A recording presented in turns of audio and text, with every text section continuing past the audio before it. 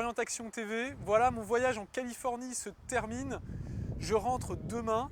Je suis sur le site de l'Académie des sciences de San Francisco et du Young Museum et je voulais prendre ces quelques minutes qui me restent encore ici pour dire ce que j'ai retenu et je pense ce qu'il faut retenir de ce pays, de cet endroit magnifique qu'est la Californie et qui peut nous inspirer tous les jours dans notre vie quotidienne.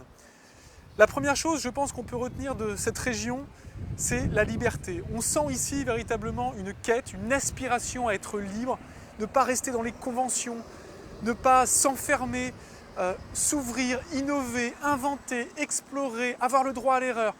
Autant de choses voilà, qui sont le signe d'une aspiration à la liberté, d'une envie de changer le monde, en tout cas d'une envie de vivre une aventure. Et ça, je pense qu'on peut s'en inspirer au quotidien parce que ça nous anime, ça rend la vie aventureuse, ça rend la vie stimulante. Et ça, je pense que c'est important quand on se lève le matin, voilà, d'avoir une stimulation, de se dire « yes, je vais passer une bonne journée, je vais vivre des expériences, je vais rencontrer des choses nouvelles et je vais inventer demain ». La deuxième chose, je pense, qui est important qu'on peut retenir, c'est le plaisir. Ici, que vous soyez dans un café, dans un musée, dans un taxi, dans une rue, on sent qu'il y a une aspiration à être heureux, à bien se sentir et tout semble fait pour qu'on se sente bien, bien accueilli par les gens avec qui on a des très bonnes relations, qui sont très ouverts, bien accueilli ne serait-ce que par l'environnement. J'étais chez Google il y a 2 jours et on a pu voir à quel point ces entreprises travaillent pour rendre leur site attractif et pour rendre leurs collaborateurs heureux et performants. Et puis le troisième point, sans doute, un des plus importants, c'est la diversité. Ici, on trouve des tas de communautés, des gens qui sont venus de tous les pays. J'étais hier à Chinatown. Il y a des gens qui viennent de tous les pays, de toutes les nationalités, qui sont de toutes les couleurs. Et on retrouve, et tous ces gens coexistent de façon absolument admirable, en se respectant les uns les autres et en permettant surtout à chacun d'exprimer son identité. On est tous faits de nos racines, on ne peut pas demander à quelqu'un d'abandonner ses racines.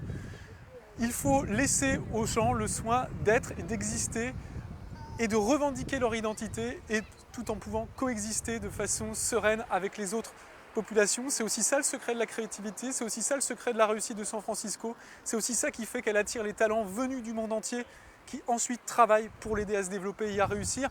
Et donc je pense que la diversité là est au cœur de la réussite et on peut s'en inspirer tous les jours en France. Voilà, j'avais regardé une émission récemment en France justement où on disait que la France avait été la Californie du 19e siècle, l'époque de la Tour Eiffel, l'époque du Grand Palais, l'époque de ces innovations, de cette envie de conquête, de cette envie de développement. Eh bien, j'espère que la France va redevenir la Californie. Je pense qu'on a tous les atouts pour y arriver.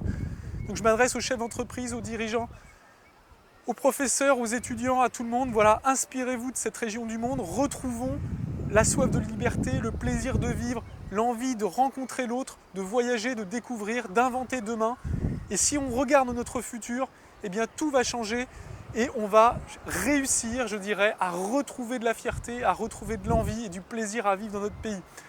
Voilà, je serai lundi en France, demain à New York pour un séjour spécial en transit où je vous réserve quelques surprises. Écoutez, merci de votre attention, bonne chance et à bientôt.